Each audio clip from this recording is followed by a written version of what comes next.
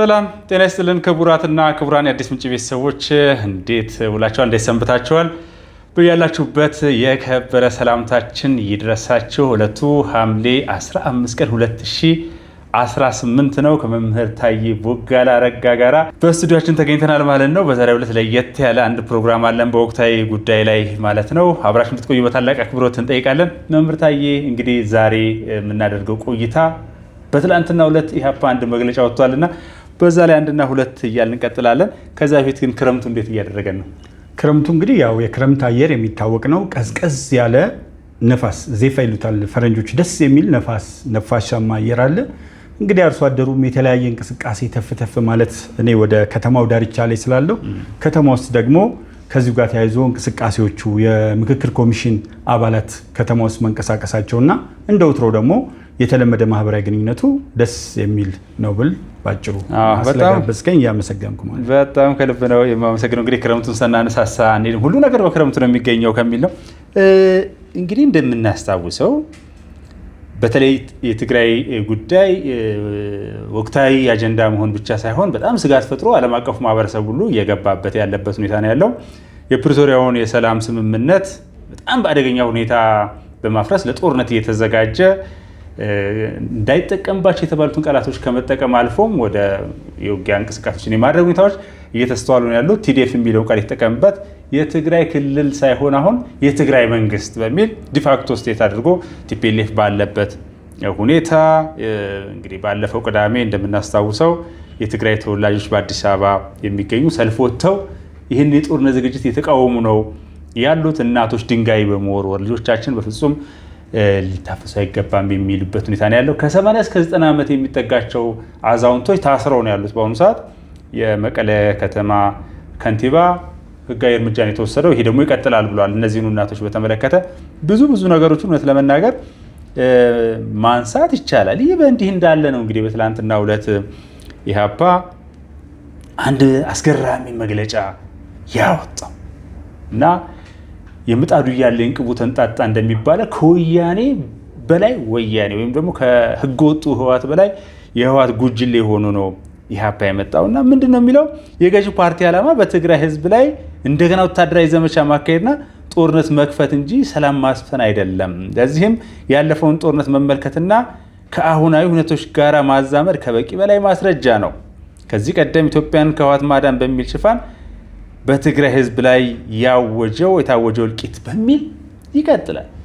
ኢህአፓ ተሳትፏል በዛ በህልውና ዘመቻው ጦርነት ወቅት። ምናልባት አንዱ አስገራሚ ሰጥቶት የነበረው መግለጫ በወቅቱ እዚሁ ላይ እናያይዘዋለን። በነገራችን ላይ ኖቬምበር 28 2020 በፈረንጆቹ አቆጣጠር ማለት ነው። ለመላው ኢትዮጵያውያን እንኳን ደስ አላችሁ።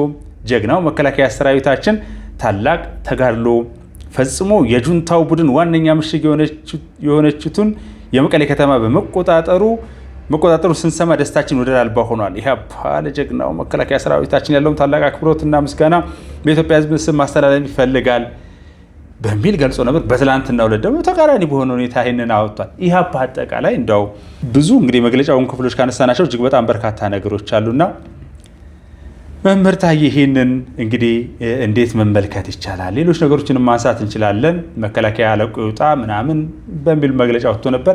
ለይቶለት ኢህአፓ እየሄደበት ያለው መንገድ ምንድን ነው?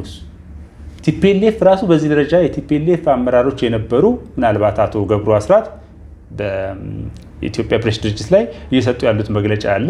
አጠቃላይ ቲፒኤልኤፍ ደጋፊዎች የነበሩ ሳይቀር አሁን እየሰጧቸው ያሉ መግለጫዎች አሉና ከዛ አኳያ እንዴት እንመልከተው እስኪ?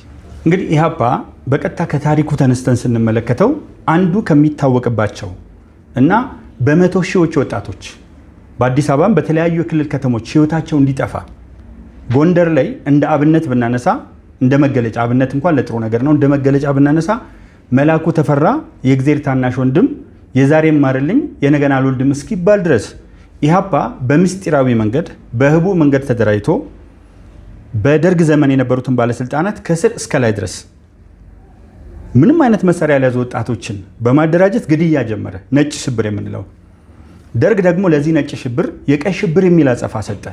ስለዚህ በነጭ ሽብር እንደውም ክቡር መዋዘ ጥበባት ዲያቆን ዳንኤል ክብረት በገጻቸው ላይ በቀይ ሽብር ደርግን ጠይቀን በነጭ ሽብር ኢህአፓን ማንጠይቅበት ምክንያት ምንድን ነው የሚል አይነት ይዘት ያለው ነገር በቅርብ እንደለጠፉ አስተውያለሁ ከገጻቸው ላይ እና በእውነትም ኢህአፓ የነጭ ሽብር ተዋናይ ከዚህ ጋር ጎን ለጎን የምንመለከተው በፊትም የከተማ ትግል ጀምሮ ነው ወደ ጫካ የገባው።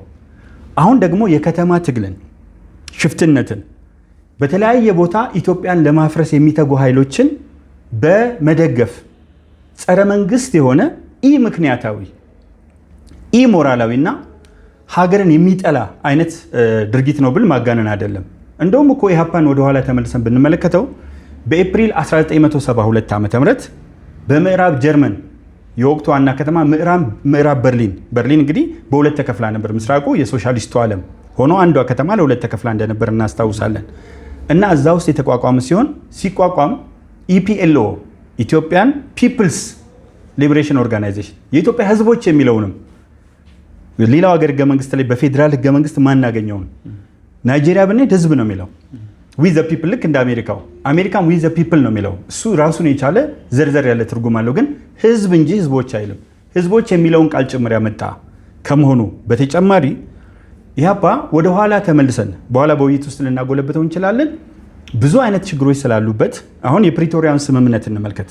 የፕሪቶሪያው ስምምነት ማን ነው የጣሰ ያለው የሚለውን ዓለም አቀፉ ኃይል ሂውማን ራይትስ ዎች ትግራይ ላይ ህወሓት እየፈጠረ ያለውን ነውር በተመለከተ መግለጫ ወጥቷል።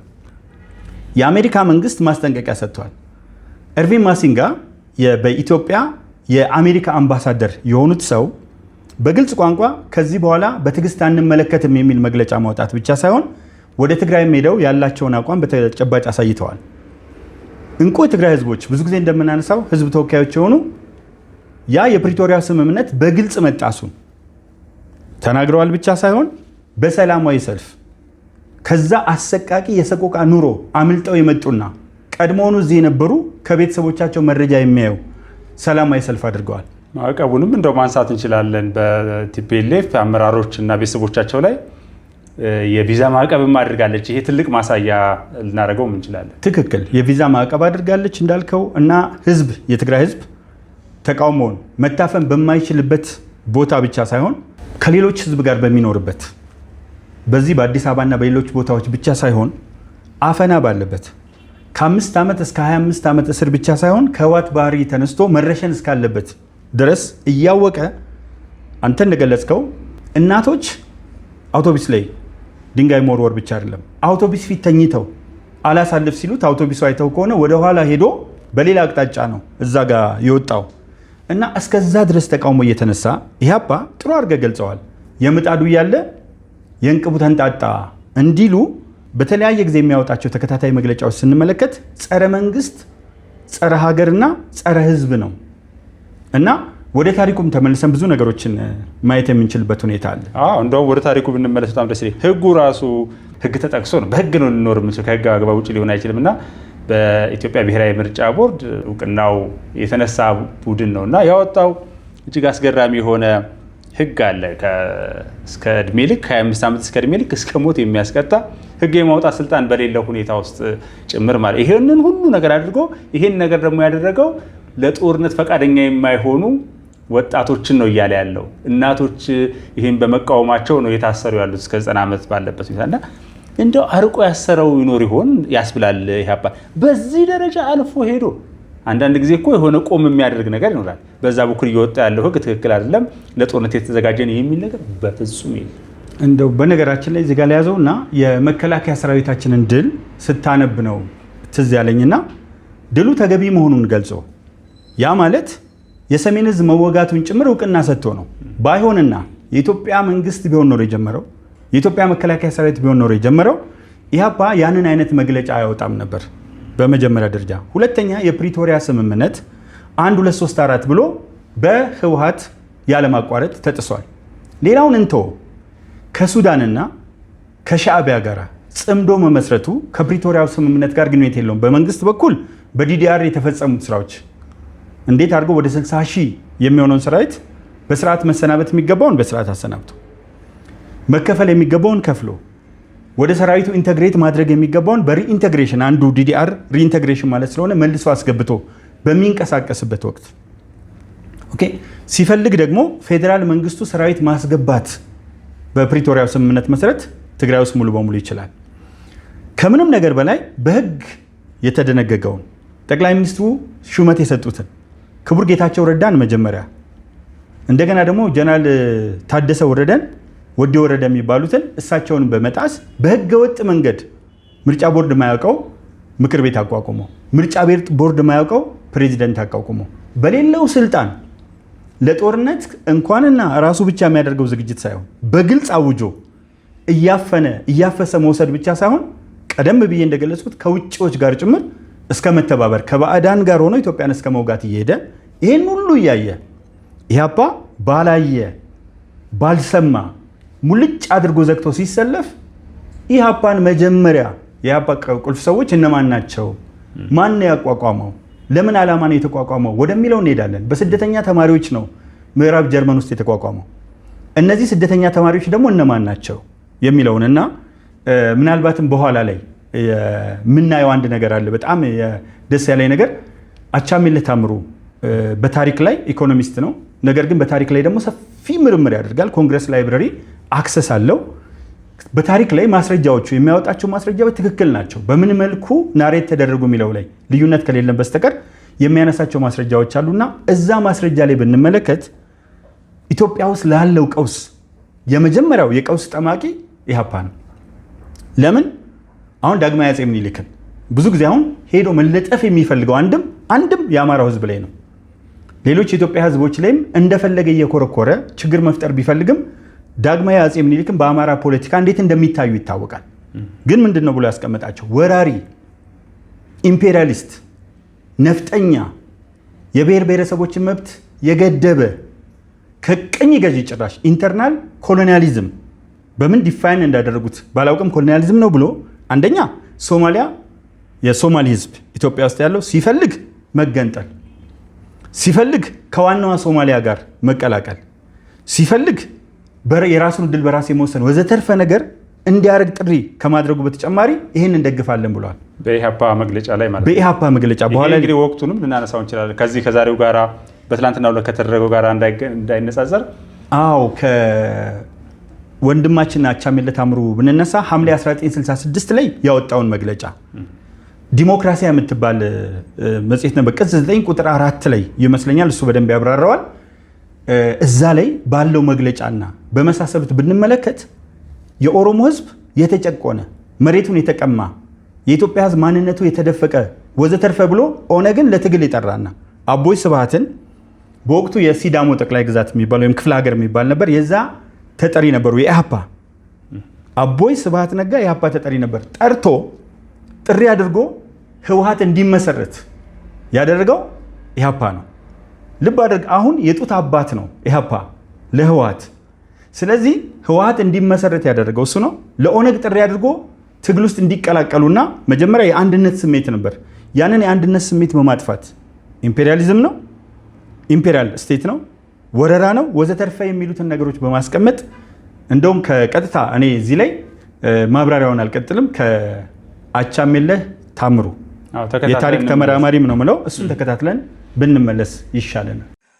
የኢህአፓን መግለጫዎች የተወሰኑትን አቀርብላቸዋለሁ።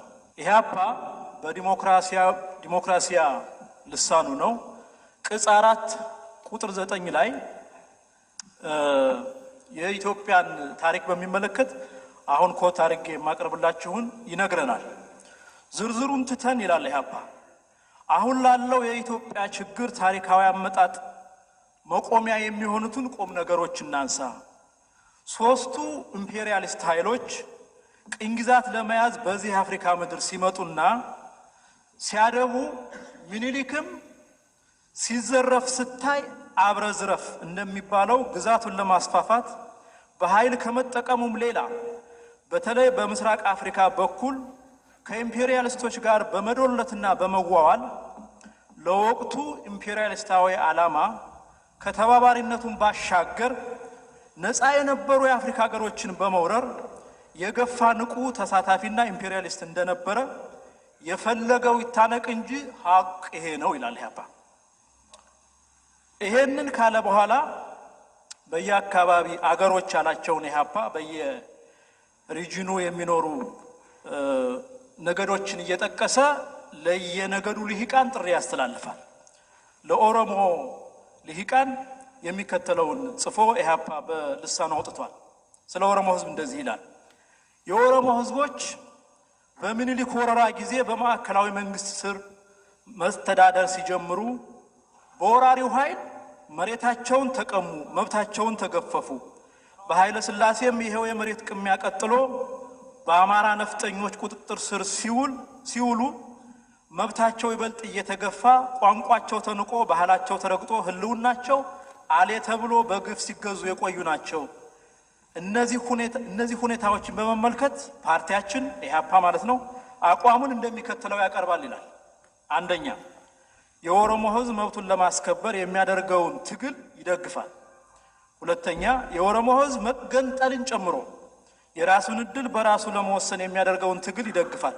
ሶስተኛ፣ የኦሮሞ ህዝብ የአማራ ማናሃሎኝነትን እንደሚዋጋ እውቅና እንደሚሰጥና እንደሚደግፍ ይገልጣል ይላል ኢህአፓ።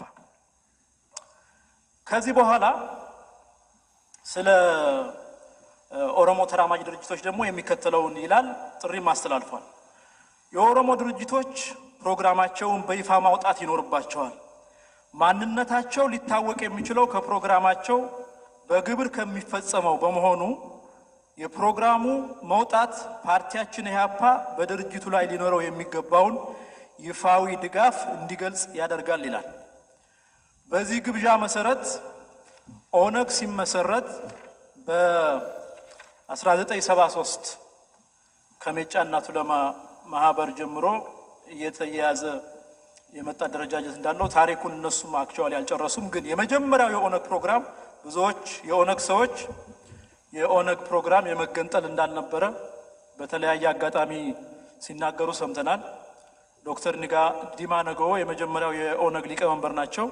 አገር ቤት ከአንድ ሚዲያ ጋር ባደረጉት ቃለ መጠይቅ የኦነግ ፕሮግራም የመገንጠል አልነበረም፣ እንዲሁም ጂኦግራፊያዊ አልነበረም፣ ጥያቄው የህዝብ መብት ነው ሲሉ ሰምተናል። ይሄንን የኢህአፓ ግብዣ ተከትሎ የተቋቋመው ኦነግ ግን በፕሮግራሙ ብዙ ሰው ፕሮግራሙን አያገኘውም፣ ፈልጌ እንደምንም አግኝቼዋለሁ።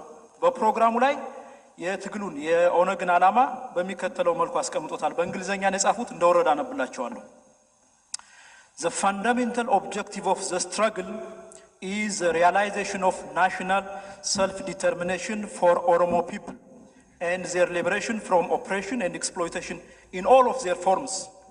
This can only be realized through the successful consummation of the new democratic revolution by waging anti-feudal, anti-colonial and anti-imperialist struggle and by the establishment of the People's Democratic Republic of Oromia ይላል። ለዚህ ዓላማ ነው ኦነግ የተቋቋመው። በዚህ የኢህአፓ ግብዣ መሰረት ኢህአፓ የሶማሌ ህዝብን በሚመለከትም እንደዚሁ ጥሪ አስተላልፏል። እንደዚህ ይላል ስለ ሶማሌ ህዝብ። ቅድም በነገርኳችሁ የዲሞክራሲ አትሙ የሶማሌ ህዝቦች ነው የሚለው ሳያውቁና ሳይፈቅዱ በሚኒሊክና በኢምፔሪያሊስቶች ደባ በኢትዮጵያ ግዛት ስር ውለዋል። ይህንን እብሪት በመቃወም ሶማሌዎች በተደጋጋሚ እርምጃ ወስደዋል። ሚኒሊክ የጀመረውን የብሔር ጭቆና በኃይለ ሥላሴ ዘመን ቀጥሎ ሶማሌነታቸውን ለመፋቅ ቋንቋቸውን ለማስቀየርና ክርስትና እንዲቀበሉ ለማድረግ ሲያደባ ቆይቷል። ይህንን የተዘረዘረ ሁኔታ በማጤን ፓርቲያችን ኢህአፓ የሚከተለውን ይገልጻል ይላል። የሶማሌ ህዝቦች ትግል መንስኤው የብሔር ጭቆና መሆኑን በመገንዘብ የሶማሌ ህዝቦች የራሳቸውን እድል በራሳቸው የመወሰን መብታቸውን አውቆ ቢሻቸው ከኢትዮጵያ ለመገንጠል፣ ቢሻቸው ለመቆየት፣ ቢሻቸው ከሶማሌም ሆነ ከሌላ መንግስት ጋር ለመቀላቀል ወይንም የራሳቸውን አዲስና ነፃ መንግስት ለመመስረት እንዲችሉ በማመን የሚደግፍ መሆኑን ትግላቸውን ኢህአፓ ይገልጻል ይላል። የሶማሌ ልሂቃን የመሰረቱ ድርጅቶች በሚመለከት ሻለቃ ዳዊት ስለ ኦኤንኤፍ ብዙ ጽፈዋል። ኦኤንኤፍ ከዚህ ከኢህአፓ ግብዣ በኋላ የተመሰረተም ባይሆን የድርጅቱ ፕሮግራም ይሄንን የኢህአፓ እምነት የሚያንጸባርቅ ነው። በዚህ መሰረት የብሔር ፖለቲካ ወደ ኢትዮጵያ ፖለቲካ ውስጥ ገባ። ኢትዮጵያን ቅኝ ገዢ የማድረጉ ወራሪ የማድረጉ ሰፋሪ የማድረጉ ከተማሪዎች እንቅስቃሴ የቀጠለ በኢህአፓ ግብዣ የተመሰረተ ነው። ፋክቱ የሚያሳየው ይሄን ነው። ህወሓትን የትግራይን ህዝብ በሚመለከትም ኢህአፓ ተመሳሳይ ጥሪ ያስተላልፋል። ያንን ጥሪ ተከትሎ ኢህአፓ ሐምሌ 66 ያስተላለፈውን ጥሪ ተቀብሎ ህወሓት በ1967 የካቲት ወር በተመሰረተ ጊዜ ቅድም ጌታነህ ያቀረበውን ፕሮግራም ይዘው እነሱም ወጥተዋል። ከኢህአፓ የወጡ ብዙ ሰዎች እነኚህን ቅድም ግብዣ የቀረባላቸውን ልሂቃን ተቀላቅለው ትግል ጀምረዋል። ለምሳሌ አቦይ ስብሃት ነጋ ብዙ ሰው የሚያውቃቸው ግን ታሪካቸው ብዙ ሰው የማያውቅ የሲዳሞ ጠቅላይ ግዛት የኢህአፓ ተጠሪ ነበሩ። አቦይ ስብሃት ነጋ ህወሓትን የተቀላቀሉት ቅድም ባነበብኩላችሁ ግብዣ መሰረት የተለያዩ የነገር ልሂቃን ኢትዮጵያን ለማፍረስ ትግል እንዲያደርጉ ኢህአፓ ባቀረበው ግብዣ መሰረት ነው። ክሮኖሎጂው የሰውየው የፖለቲካል እንቅስቃሴ ያንን ያሳያል። ኦኬ ኢህአፓ የኢትዮጵያን ታሪክና ኢትዮጵያን በሚመለከት ይሄንን ነገረ። አሁንም መወስዳችሁ ከኢህአፓ መመስረት በፊት ምናልባትም ከግራኛ አህመድ እንቅስቃሴ በፊት የኢትዮጵያ መልክዓ ምድር ከየት እስከ የት ነበረ? እውነት ኢህአፓ የኢትዮጵያን የፖለቲካ እንቅስቃሴ አርቲኩሌት ባደረገው መልኩ የኢትዮጵያ ታሪክና እውነታ ነበረው የሚለው ላሳያችሁ እፈልጋለሁ። በ13ኛው መቶ ክፍለ ዘመን የአረብ ጂኦግራፈር የሆነው ኢብን ሰይድ የሚባል የኢትዮጵያን ግዛት በሚመለከት እስከ ዘይላና በርበራ እንደሆነ ማስታወሻውን ትቶ አልፏል። ከዚህ ሰውዬ በኋላ እንደዚሁ ሌላ የአረብ ጂኦግራፈር ኢብን አልኡመር የተባለ የግብፅና ሶሪያ በማምሉክ ዘመን ማግስት በሚል በጻፈው መጽሐፍ ስለ ኢትዮጵያ ግዛት የጻፈው ማስታወሻ አለ። እነኚህ የዘረዘርሁላችሁ የኢትዮጵያ አውራጃዎች እስከ ሞቃዲሾ ድረስ የሚዘረጋውን የአዳልን ግዛት ይጨምራል። ከሼህ አልኡመሪ በኋላ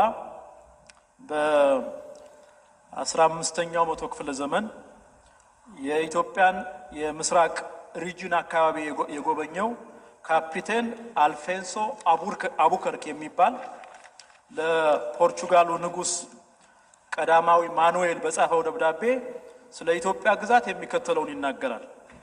በ1503 ህዳር 14 ነው ይህን ደብዳቤ ለንጉሱ ከሞቃዲሾ የጻፈው። የኢትዮጵያ ንጉሠ ነገሥት ግዛት እጅግ ሰፊ ነው።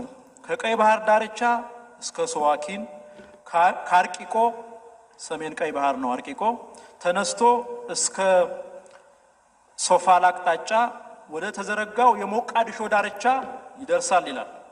በምዕራብ በኩል የንጉሠ ነገሥቱ ግዛት የሚዋሰነው ከኑቢያና አጃጀ ከሚባሉ ሞሮዎች፣ ምዕራብ ሱዳን ነው ሞሮዎች የሚባሉት ሞሮዎች ጋር ነው።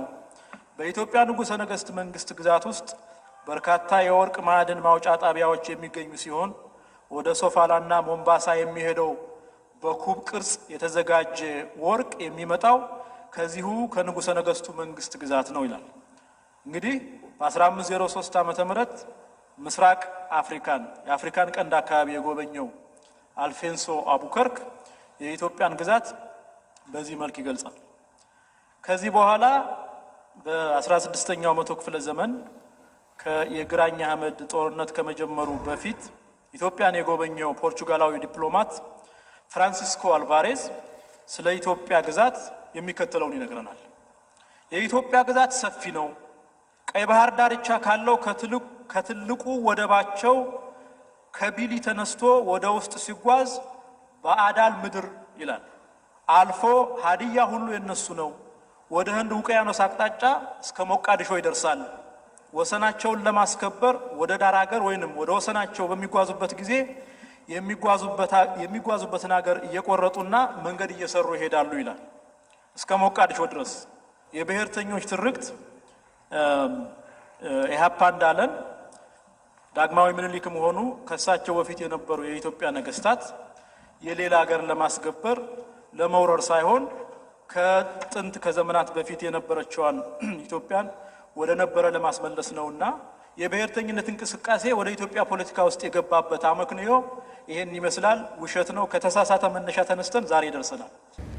በሚገርም ሁኔታ ነው የገለጸውና አልጠበኩትም። እውነት ለመናገር ከዚህ በፊት አልተከታተልኩትም። ይሄንን ክፍል ግን ብዙ የሚያሳይ እንትን ያለው ነው። እኔ በአጋጣሚ ያው ታሪክ ላይ ብዙ የታሪክ ክፍተቶች አሉብን። መረጃዎች ደግሞ ከተለያየ አቅጣጫ ሲመጡ መረጃዎቹ ለመረጃነት ስለሚጠቅሙ እነዚህን ሶርሶች ከሌሎች ሶርሶች ጋር ክሮስ ቼክ በማድረግ ልናነሳቸው እንችላለን። ግን በግልጽ በሐምሌ 1966 እትሙም ሆነ ዴሞክራሲያ በሚለው እትሙ ላይ እንዳዳመጥ ነው የምናየው እጅግ በጣም የሚያነሳሳ ኢትዮጵያ እንድትከፋፈል የተለያዩ ሀገሮች እንዲፈጠሩ አሁን ከንግግሩ ቀጥታ የምንረዳው አንዱ ነገር ምንድነው? ሶማሌ ቢቻል ብቻውን ተገንጥሎ መንግስት እንዲመሰርት፣ ኦሮሞ ተገንጥሎ መንግስት እንዲመሰርት፣ ይህንን ስናይ ሌሎችም ተገንጥለው የራሳቸውን ህልውና እንዲመሰርቱ የማድረጉ ጥያቄ በኢህአፓ ማን ፈጠረው የሚል ጥያቄ ያመጣልኛል ለኔ።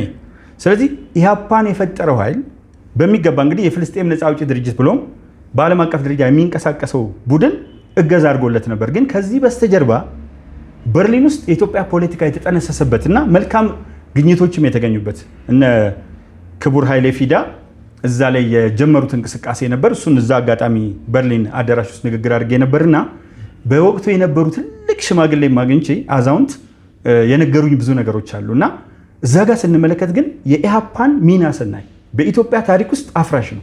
ወጣቶች በደርግ የሰላ ፋስ በመቶ ሺዎች እንዲገደሉ እየቆሰቆሰ እያደራጀ መጨረሱ ሳያንሰው እንደገና ወደ በረሃ ሄዶ ውጊያ ውስጥ ነው የገባው ከህወሓት ጋርም ከተለያዩ ከኃይሎችም ጋር። ይሄን ስትመለከት ስሪቱ ኢህአፓ ኢትዮጵያን የማፍረስ ሂደት ነው።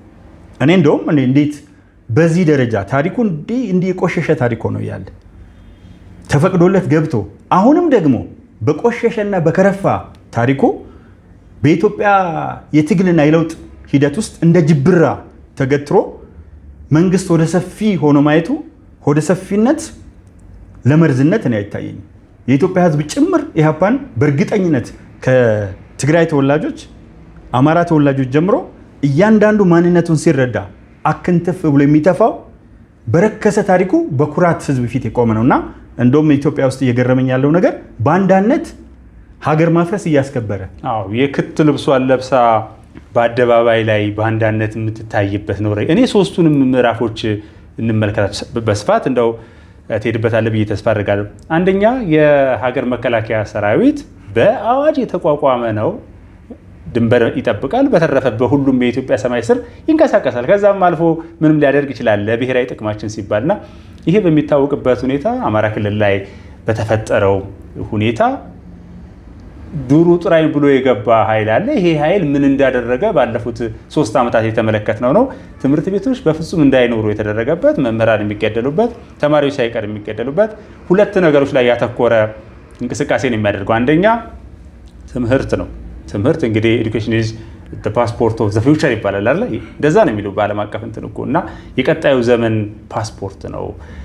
ሰዎች ካልተማሩ ቀጣዩን ዘመን አይገቡበትም እንደማለት ነው። በትምህርት ላይ ያለው አቋም በጣም ይታወቃል። ኢህአፓ በነገራችን ላይ በ60ዎቹ መጨረሻ ጀምሮ በነበረ ሁኔታ መምህራን ላይ ያተኮረ ንቁ የማህበረሰብ ክፍሎች ላይ ያነጣጠረ ነበር ጥቃት ሲሰነዝር የነበረው። እውነት ለመናገር የኢህአፓ ትንኮሳስ አይደለም ወይ ሊቀመንበሩ ላይ ተኩስ እስከ መክፈት ድረስ የተደረሰው? መሳሪያ የታጠቀ ወታደር ኃይል ዝም ብሎ ሊመለከት ስለማይችል ምላሽ ተሰጥቶበት ሄዷል። የሀገር መከላከያ ሰራዊት ከአማራ ክልል ተጠራርጎ ወደ የካምፑ ይግባል። ሌላ ምንም አላለም። ከኢህአፓ ጋር አንዱ አጣልቶን የነበረው በመርህ ደረጃ ይሄ ነው። ሰላም ይሁን ከተባለ ሁሉም እንዳው ወደ የካምፑ ይግባና ጫካ ውስጥ የሚገላበጠውም ጠመንጃ ይዞ የሆነ ቦታ ይቀመጥና የሰላም ንግግር ይደረግ ማለት አንድ ነገር ነው። ኢትዮጵያ ትፍረስ የሚል ጥሪ ነበር ኢህአፓ ያቀረበው በዛ ወቅት ከ2 ዓመት በፊት ባደረገው ጥሪ ማለት ነው። መከላከያ ተጠራርጎ ወደ ካምፑ ይግባ። ጫካ ውስጥ ያለ የሚገላበጠውና እናቶችን የሚገለው ሴቶችን እየደፈረ የሚገለው ይቀጥልበታል። አንደኛ ነገር ይሄ ነው። ሌላው ምርጫው ጋር ስንመጣ አሁን በ7ኛው አጠቃላይ ምርጫ ላይ ተመሳሳይ ነገር ተመልክተናል። የሚያደርጋቸው መግለጫዎች፣ የሚሄድባቸው አካሄዶች እጅግ በጣም አስገራሚ አጠያቂ የሆኑ ጉዳዮች ማለት ነው። የአሁኑ ደግሞ ባሰ። የአሁኑ ይባሰ የሚባለው አይነት የሰጠው መግለጫ ይሄንን የሚመስል ነው። ዓለም በሙሉ ትግራዋይ በሙሉ ተጋሩ በሙሉ እየተቃወሙ ያሉበት ሁኔታ እጅግ በጣም የሆነ ቦታ ላይ ሚዛን ሳያደርግ ተቃውሞት መጥቷል እና እንደዚህ አይነት በጣም አሳሳቢ የሆነ ግራ የሚያጋባ ለጥናትም የማይመች አይነት መግለጫዎችና አቋሞችን ህዝቡን አስቆጥቶታል። የኢትዮጵያን ህዝብ አስቆጥቷል። የፖለቲካው ማህበረሰብ አስቆጥቷል። ምንድነው በምን መልኩ ነው መታየት ያለበት? ይሄ እንደዚህ አይነት አቋም እኔ እንቅስቃሴው ህገ መንግስትን የመናድ ሀገርን የማፍረስ መሆኑን የምታውቀው የፕሪቶሪያም ስምምነት ይሁን የትኛውም አይነት ስምምነት ከህገ መንግስቱ ጋር ሊጋጭ አይችልም። ሲጀመር ከህገ መንግስቱ ጋር የሚጋጭ ነገር ስምምነት የኢትዮጵያ ፌዴራላዊ ዲሞክራሲያዊ ሪፐብሊክ መንግስት ሊያደርግ አይችልም። አንደኛ መከላከያ ሰራዊቱ በየትኛውም የኢትዮጵያ ክፍል ውስጥ ድንበር አለ እኮ ከኤርትራ ጋር የምንጋራው የተለያየ ድንበር አለ። ድንበር የሚጠብቀው መከላከያ ሰራዊት። የክልል ኃይሎች እኮ በዋናነት ውስጥ የሚነሱ ሽፍቶችን በክልል ውስጥ የሚነሱ የጸጥታ ችግሮችን ለማስቆም ካልሆነ በስተቀር አስጊ ሁኔታዎች ሲኖሩ በራሱ በህወሓት ዘመን 20 ዓመት እኮ ድንበር ላይ የነበረ መከላከያ ሰራዊት ነው ከመወጋቱ በፊት። መከላከያ ሰራዊቱ ደግሞ በየትኛውም የኢትዮጵያ አቅጣጫ መንቀሳቀስ ይችላል። ይህንን ሲቃወም የምታየው ነገር አለ። መከላከያ ሰራዊት ወደ ካምፕ ይግባ ማለት በቀጥታ ሀገር ማፍረስ ነው። ምክንያቱም መከላከያ ሰራዊት ከ80ው ማህበረሰብ የወጣ የየትኛውም ፓርቲ አባል ያልሆነ ለህገ መንግስትና ለህዝብ ሉዓላዊነት የቆመ ሰራዊት ነው። ይህንን ትመለከታለህ። ሌላው አሁንም እየተነጋገርንበት ያለነውን አጠቃላይ ጉዳይ ስንመለከት ኢህአፓ ምን እያደረገ ነው ያለው ብለህ ስታይ ተራ በተራ ህገ መንግስቱን እየናደ ብቻ ሳይሆን በሰላማዊ መንገድ የሚታገሉትን ትላንት እንዳስገደለው ሁሉ በደርግ ውስጥ በነበረው የውስጥ እንቅስቃሴ ሌሎችን በማስገደል ሌሎች የፓርቲ አባላትን በመግደል በሳይክል እየሄዱ ቦምብ እያፈነዱ በተለያየ መንገድ የመግደል እንቅስቃሴ ነበር። አሁን ደግሞ ምን አደረገ? በሰላማዊ መንገድ የሚታገሉትን እነ አብንን እነ ኢዚማን ወዘተርፈ እዚህኛው የአሁኑ መግለጫ ላይ ካየኸው ባንዳዎች፣ የመንግስት ተለጣፊዎች አይነት ነገር የሚል መግለጫና የመንግስት ምንጣፍ ጎታቾች አንዳንዶች እንደሚጠቀሙት ውታፍ ነቃዮች እንደሆኑ የሚገልጽ መግለጫ ነው።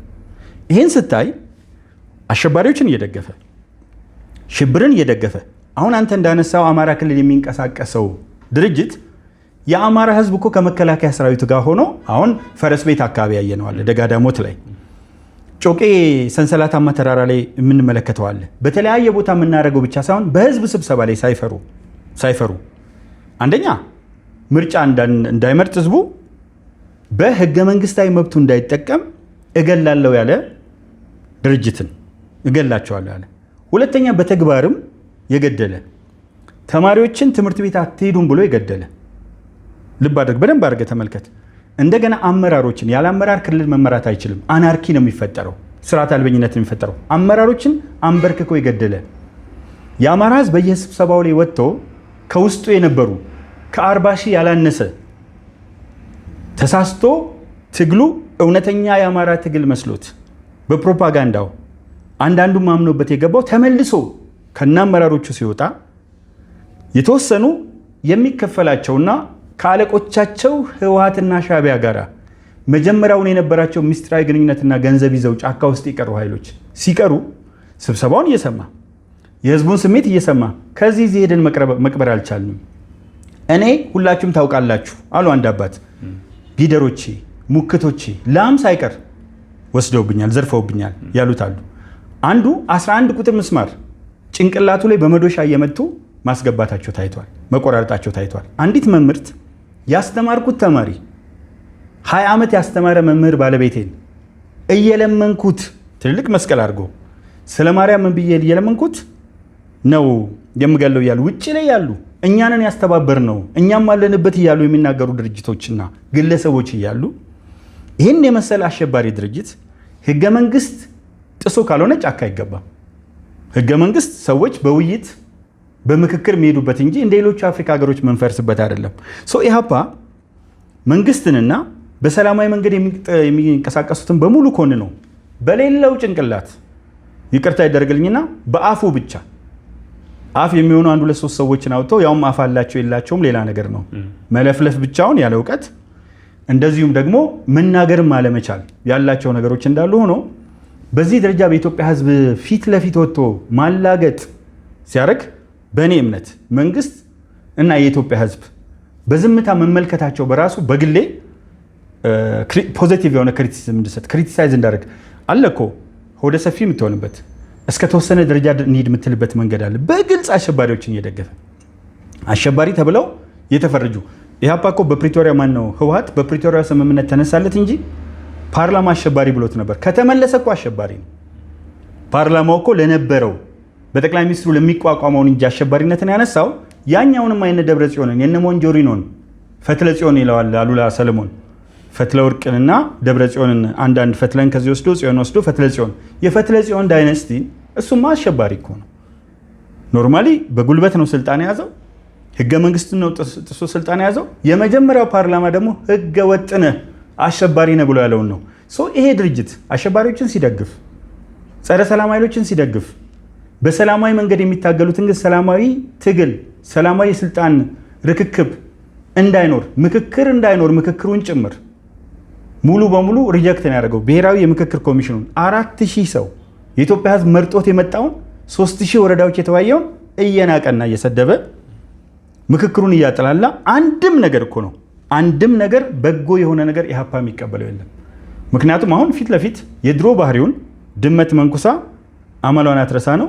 የድሮ ባህሪውን መልሶ ኢህአፓ እያንጸባረቀ ነው። በጣም ደግሞ ይሄ 4000 አካባቢ ተሳታፊዎች የተሳተፉበት ያለውን ሀገራዊ ምክክር ሂደት ጉባኤውን በጣም አስቆጥቷቸዋል። በጣም ብዙ መግለጫዎች እየተሰጡ ነው በማህበራዊ ሚዲያዎች ላይ። አንዳንድ ጊዜ በቃ ውይይት ነው፣ ይሄ ውይይት እየተካሄደ ነው ያለው ለሰላም ነው፣ መልካም ነገር ይምጣ በሚል ጥረት ነው። የሁሉ ነገር መነሻና መድረሻ ላይ ይባል ይችላል። ይሄንን ተቃውሞ መነሳት ያስገርማል። ስለ ጦርነት አለ የሚመክሩት፣ እንዴት አድርገን እንዋጋ አይደለም፣ እንዴት አድርገን ችግሮቻችንን እንፍታ የሚል ሀገር እንግዲህ ችግሬን እንፈታለን የምትልባቸው የተለያዩ መንገዶች ይኖራሉ። አንዱ ይሄ ነው ብላለች። እኔ ወደዚህ ወደ ኢህአፓ መግለጫው እንደው ያልተከታተሉት ካሉ እንደው የተወሰነ ነገር ለማለት ያክል የትግራይ እናቶች እንግዲህ ወጥተው ያው ድንጋይ ከመወርወር ጀምሮ ከመጸለይ ጀምሮ ያንንም በነገራችን ላይ እየተሳለቁበት አንድ ቪዲዮ እየተመለከትኩ ነበረ። ይሄ የጁንታው ቡድን እየተሳለቀበት ተመልክቻለሁ። የእናቶችን ጩኸትም ለትግራይ ህዝብ የምናስተላልፈው መልእክት በሚል ያለውን እስኪ እንመልከት። የትግራይ ህዝብ እያለ ያለውን ነገር እያለ ነው ያለው። እየወጣ ነው፣ እየታሰረ ነው፣ ከባድ አፋኝ ህግ ወጥቶበታል። ምን ይላል? ያንን የማይቻል የሚመስል ጊዜ ያሳለፋችሁት አንድነታችሁና ጽናታችሁን ጠብቁ። ትላንት የደረሰባችሁን በቃላት የማይገለጽ መከራ መራር ዋጋ ከፍላችሁን ቢሆን ራሳችሁን እየተከላከላችሁት በአንድነታችሁና በመተጋገዛችሁ ነውና አሁንም ጦርነትን አትቃወሙ፣ ቀጥሉ፣ አብራችሁ ሁኑና ሂዱበት ይላል። በጣም በጣም የሚገርም ነው። አሁንም ቢሆን እያንዣበበ ያለው የጦርነት ጥቁር ደመናና የጦርነት ነጋሪ ጉሰማ የምትከላከሉት የጦርነት ሰባቂ ጌቶች ወዳዘጋጁት የፖለቲካ፣ የሃይማኖት፣ የማህበራዊ መስተጋብር እና መበታተን ስተትብላችሁ መግባት ሳይሆን አንድነታችሁን ጠብቃችሁ በመከላከል ነው በሚል ይገልጸው። እነሱ ነው አንፈልግም፣ ልጆቻችንን አትፈሱብን፣ አትሰዱብን እያሉ እየታገሉ ነው ያሉት፣ እየታሰሩ ነው ያሉት። አብዛኛው ደግሞ ወጣት መጥቷል። እዚህ መዲናችን እኮ ነው ያለው፣ ወደ ወገኑ መጣ። በጣም እኮ የሚገርም ነገር ነው። ፖለቲካ ይሄን ነውና ሰላማዊ ሰልፍም ትግራይ ውስጥ ለመጀመሪያ ጊዜ በተለያዩ ከተሞች ሰላማዊ ሰልፎች እየተደረጉ ነው። ሳይፈራ ወጣቱ ፊት ለፊት እየታገላቸው ነው። ብቻ ሳይሆን ሰምተን የማናውቃቸው በማህበራዊ ሚዲያ የተጋሩ ልጆች በሰፊ ቁጥር እየወጡ የህወሓትን ነውረኝነት እየገለጹ ነው። እናቶች እያለቀሱ መሬት ላይ እየተንከባለሉ እነዛን ፊቶች ማየት ይቻላል እኮ ምን አይነት ስሜት ምን አይነት ሰቆቃ እንዳለባቸው። እሱ ብቻ አይደለም፣ እናንተን ወንበር ላይ ለማስቀመጥ እኛ ዊልቸር ላይ አንቀመጥም ብለዋቸዋል እኮ በይፋ ስብሰባ ላይ። ይህንን ሁሉ ወደ ጎን በመተው ምን አድርጉ ነው ተከላከሉ ማለት። መከላከያ ሰራዊቱ ሰላም ለማስከበር፣ ፌዴራል ፖሊስ ሰላም ለማስከበር ቢገባ አንድ ሆናችሁ ተጨራረሱ ነው። ፍላጎቱ ምንድን ነው? የትግራይ ህዝብም የኢትዮጵያ ህዝብ አካል ነው፣ የኢትዮጵያ ህዝብም ጠላት ነው ኢህአፓ እና ቀጥሎ እንድማለም በጣም ትልቅ ነገር። ይሄም አንዱ በጣም ወሳኝ ነገር ነው፣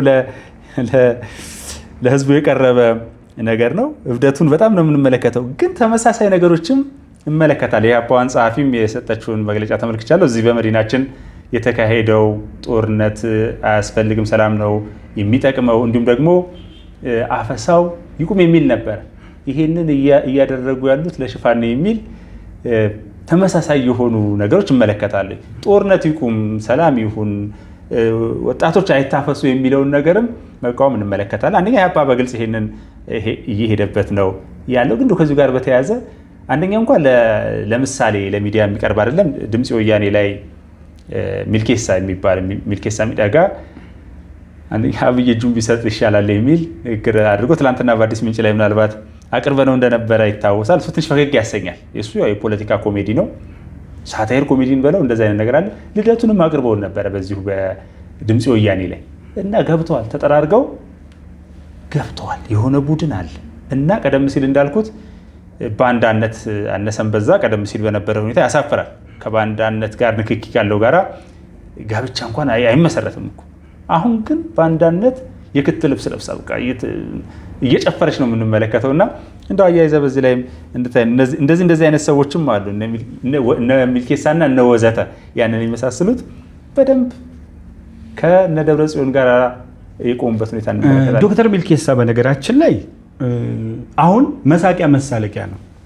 ለምን ብትል አንድ ጊዜ 3 ቢሊዮን ዶላር 3 ቢሊዮን ነው ልብ አድርግ፣ ሚሊዮን አይደለም። 3 ቢሊዮን ዶላር በሻንጣ ዶክተር አብይ ይዞ ሄደ ብሎ እንግዲህ አንደኛ 3 ቢሊዮን ዶላር ምን ያህል ስፋት እንዳለው ክብደት እንዳለው በአንድ ሰው ሊነሳ የሚችል አይደለም። በትልቅ አውቶሞቢል ላይ አድርገው የማትችለው ነው። በጣም ሰፊ ነው 3 ቢሊዮን ዶላር። እንደው በመቶም አድርገህ ብትመለከተው በአሜሪካ ኖት የማይሆን ነገር ሰው ሊሸከመው የማይችል ነገር ነው። አንደኛ እሱ ነው። ሁለተኛ አብይ ኢትዮጵያ አይደለም አለ። እንግዲህ ወታደራዊ መኮንን፣ ወታደራዊ ደህንነት ኢንሳ ውስጥ ገብቶ የሰራ ሰው እሱ ባለበት ሚልኬሳ ባለበት ተመርጦ ከኦህዴድ መካከል የተሻለ ነው የተባለ ከመከላከያ ሰራዊት ተመርጦ ደቡብ አፍሪካ ሄደን ሰው ለራሱ ለመስዋዕትነት ባድመ ጦርነት ላይ በተአምራት ዞር ሲል የተረፈ በጀግንነት ለሀገሩ የቆመ ሰው ሚልኬሳ ሀገር እየካደ እየወጣ ኢትዮጵያ አይደለም ይላል። እንደገና ለግብፅ ሽጦታል የህዳሴውን ግድብ። ከዚህ አልፎ የጫካውን ፕሮጀክት ብዙዎቹ ያውቁትም ሳተላይት ሲቲ ነው። ይሄ ሳተላይት ሲቲ ሌላ የተገነባው አዲስ አበባ እየተሰሩ ያሉ መሰረተ ልማቶችና ህንፃዎች ለዩኤኢ ዜጎች ለተለያየ ነው የሚል ብቻ ነው የምናለፍ። እንደውም አንዳንድ ጊዜ ሳስበው ይሄኛው ህመም ይሄ ናርሲሲስቲክ ፐርሶናሊቲ ዲስኦርደር ይገባኛል፣ ባይፖላር ዲስኦርደርም ይገባኛል። ይሄኛው ግን ንጹህ ልብስ ለብሰ የምታብድበት ህመም እኔ ምናልባት የህክምና ጠበብትም ያገኙት አይመስለኝም። የሚልኬሳ አይነት ህመም አንዳንድ ሰዎች ላይ ያለው ሚዲያ ላይ በጣም ኮሜዲያን አትለው ምን አትለው በአደባባይ ላይ ወጥቶ ሁሉም ነገር ውስጥ አለሁበት ነው የሚል ክቡር ጠቅላይ ሚኒስትር ዶክተር አብይ አህመድ ዩናይትድ አረብ ኤሚሬትስ ሄደው እናቱኝኝ ሚልኬሳ በአንድ አውሮፕላን በእርግጠኝነት ከክቡር ጠቅላይ ሚኒስትር ዶክተር አብይ አህመድ ጋር በሮ አያውቅም። እናቱኝኝ አለ እና የዩናይትድ አረብ ኤሚሬትስ ለምን ባለቤቱ ስትመጣ የክቡር ጠቅላይ ሚኒስትር ዶክተር አብይ አህመድ ባለቤት ክብርት ቀዳማዊት እመቤት ዝናሽ ታያቸው ከውጭ ሀገር ሲመጡ ሄዶ አልተቀበልም። እንግዲህ ጠቅላይ ሚኒስትር እንግዳ እየተቀበለ ይሆናል፣ የሆነ ነገር ሊሆን ይችላል። ግን የሚያወራቸው ነገሮች እነዚህ ቡና ላይ ያሉ ድክም ያሉ ባልቴቶች አሉ ማለት ቡና ላይ ክብር ነው በኢትዮጵያ በርካታ ምርጥ እናቶች ምርጥ እንትኖች ያሉበት ነው። ግን ጥሩ አድርገህ ነው የገለጽከው። እንደው አለ እነሱ እንኳን እነዚያ ነገረኛ ባልቴቶች ያሉ ወገባቸውን ይዘው እንትን የሚሉ ዝም ብሎ የሆነ ያልሆነ የሚያወሩና ጠላይና ቀብኝ ይባላል። ከባድ በሽታ ነው። እኔ አሁን የዶክተር ሚልኬሳ እንትን አለ ከባድ በሽታ እውነት። እኔ እንደውም ይሄን ያነሳሁት ዶክተር ነው አይደል? መቼስ ዶክተሬትን ምንም ልናደርግ አንችልም። ግን ዞሮ እንኳን ያነሳነው ጉዳይ ትንሽ ጠንከር ያለ ጉዳይ ስለሆነ ከፖለቲካ ጋር በተያያዘ ትንሽ እንደው ፈገግ የሚያሰኝ እንቀላቀልበት ብለን ነው ሌሎቹ አንስተው የነበረው መመለስ ያለብኝ ሌሎቹ ሄደው ከኢህአፓም ውጭ ያሉ የተቃውሞ አካላትም ሁሉም ያነጣጠሩት ማን ላይ ነው? መንግስትን በማፍረስ መንግስትን የማፍረስ ሂደት ደግሞ እንደው ዝም ብለን ባነሳው ጥሩ ስለሆነ ነው። ዝም ብለን ብናይ ህወሓት ያለው የፖለቲካ ርዕዮተ ዓለም ይታወቃል። ኦነግ እነ ፕሮፌሰር ሕዝቅኤል ገቢሳና ጀዋር መሐመድ ወዘተርፈ ያላቸው የፖለቲካ ርዕዮተ ዓለም ይታወቃል። የአማራ ጽንፈኞች ብዙ አይነት ስለሆኑ ነው። ጀዋር 500 ብሎ የገለጻቸው ስለሆነ ነው አንድ ላይ የአማራ ጽንፈኞች በሚል ያስቀመጥኩት። ምክንያቱም እውነትም 500 ነው። ድር ይሁን እቁብ ይሁን አይታወቅም። አሜሪካ ውስጥም ከ500 ይበልጣሉ። እነዚህ ሶስቱ ርዕዮተ ዓለማዊ ፍልስፍናቸው አይገናኙም። በኢትዮጵያ ህገ መንግስት ላይ ያላቸው አመለካከት አይገናኙም። በመሬት ስሪት ላይ ያላቸው አመለካከት አይገናኙም። አንቀጽ 39 ላይ ያላቸው አይገናኙም። ይሄ 4000 ሰው በሃይማኖት ወኪሎች ያሉበት ኡስታዞች፣ የኦርቶዶክስ ቤተክርስቲያን አባቶች ያሉበት ምሁራን፣ አርብቶ አደሮች፣ አርሶ አደሮች፣ ፐብሊክ ሰርቪስ ሰራተኞች ከየሙያው ማህበረሰቡ የሚቀበላቸው ሰዎች ያለውን 4000 ምክክር አልቀበልም ብሎ ከኢትዮጵያ በዜግነት ከወጡ 50 ዓመት ይሆናቸው እና አንዳርጋቸው ጽጌ አማራ የለም ብሎ በመጽሐፍ ጽፎ ዳግማዊ ምኒልክ ልክ እንደ ኢህአፓ ከአድዋ ጦርነት በኋላ ሙስሊሙን ለይተው እንዳይቀበር አድርገው ጅብና ሞራ በላው ብሎ በመጽሐፍ ላይ ያሰፈረ እኛ መናገር ትውልድ አይደናገር ያለ ሻለቃ ዳዊት ወልደ ጊዮርጊስ በቀይ ሽብር የሚፈለግ ወንጀለኛ ከሀገር ከወጡ 50 ዓመት የሞላው ማህበረሰብን እንደ ማህበረሰብ የሚሰድቡ እነዚህ ሰዎች ተሰብስበው ኦሮሞን አንበርክከን አባታችን ምኒልክ ቤተ መንግስት እንገባለን፣ አንድ ኦሮሞ አንድ አማራ ቢገድል 100 ኦሮሞ እንገላለን እያሉ በዲሲ ፊት ለፊት ቪዲዮ አለኝ እጄ ላይ ኤኒ ፐርሰን ቢጠይቀኝ ማሳየው ማወጣለት እጄ ላይ በደንብ አድርጌ ዳውንሎድ አድርጌ ያስኳቸው ነገሮች አሉት።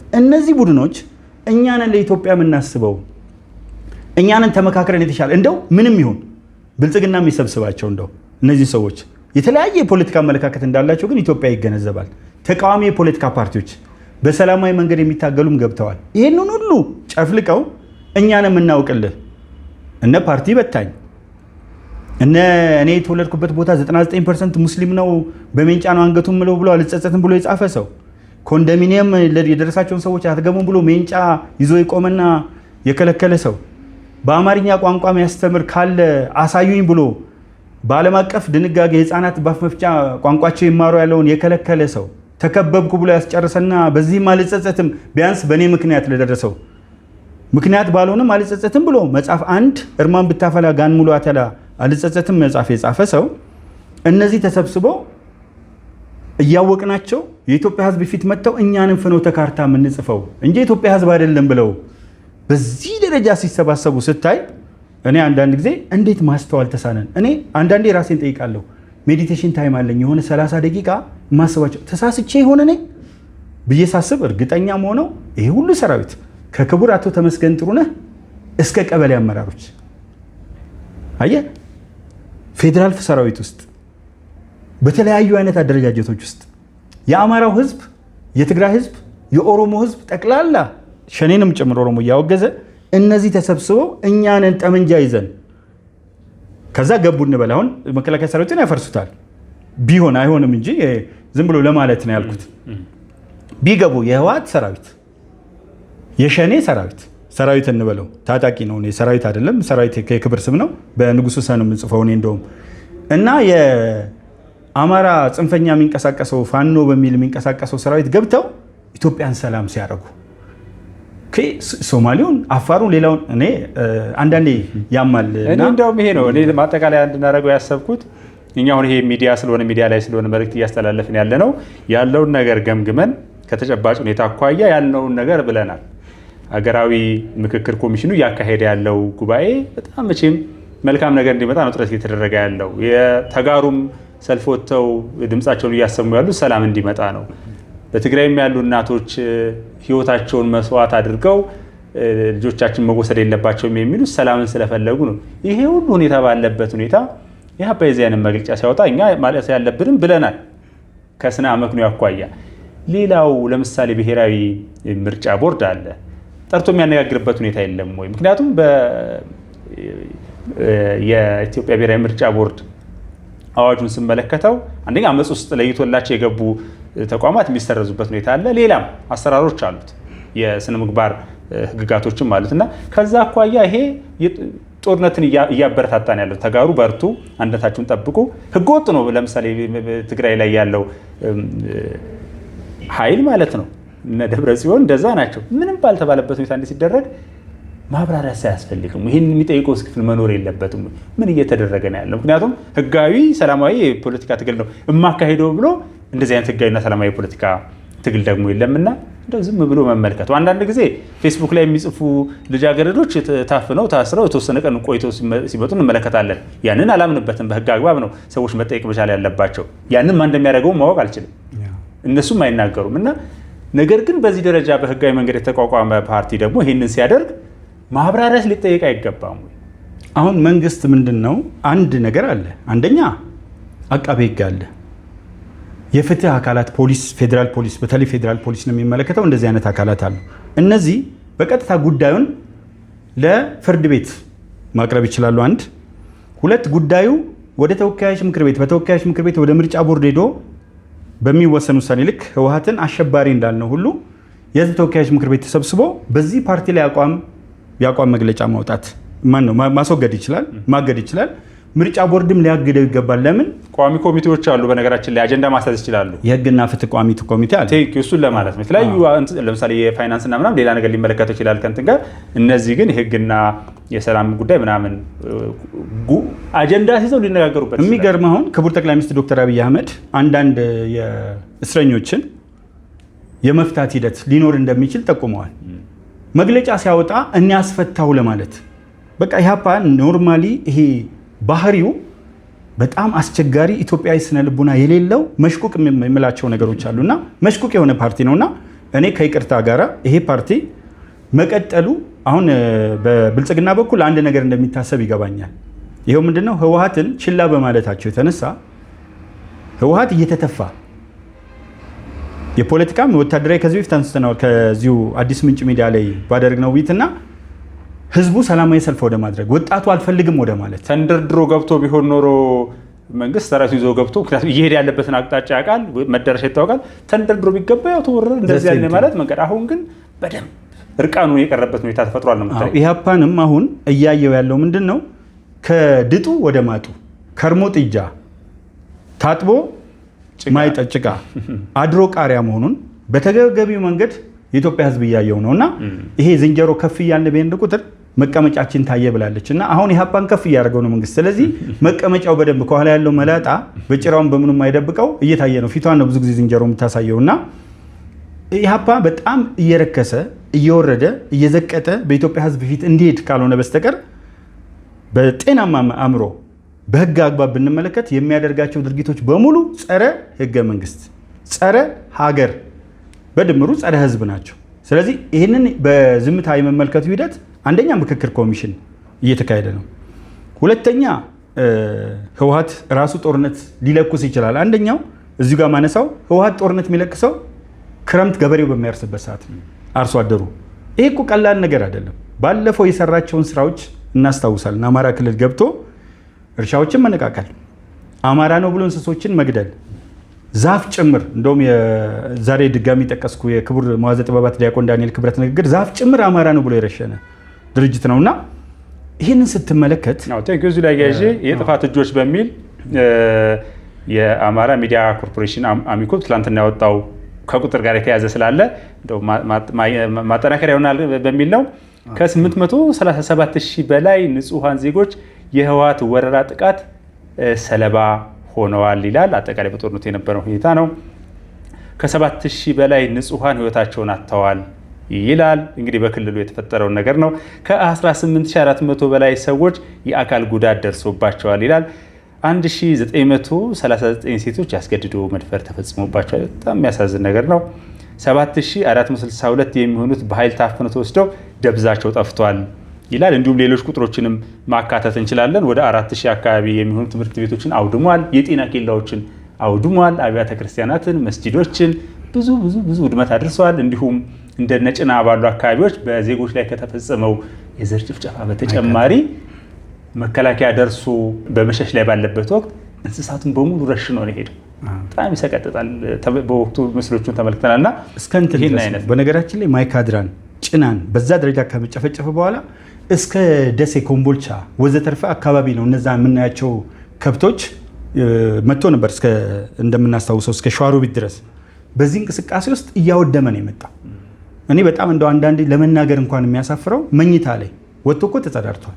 የህወሓት ጉዳይ ይህንን ይመስላል። ከኢህአፓ ጋር በተያያዘም ያለው ነገር ይህን ለማለት ነው። ክቡራትና ክቡራን እንግዲህ የሐምሌ 15 ቀን 2018 ከመምህር ታዬ ቦጋለ መደሱ ኦዳ ጋር የነበረ ቆይታ ከሞላ ጎደል ይህንን ይመስል ነበር። በሳምንት እንግዲህ አንዴ ሁለቴ እየመጣን የመምህር ታዬንም ሌሎች ሀሳቦችንም እየተጋራን የምንቀጥልበት የወቅታዊ ጉዳይ መሰናዷችን በዚህ መልኩ ተጠናቋል። ሰላም ለኢትዮጵያ፣ ሰላም ለኢትዮጵያውያን፣ ሰላም ለመላ የሰው ዘር በሙሉ ይሁን።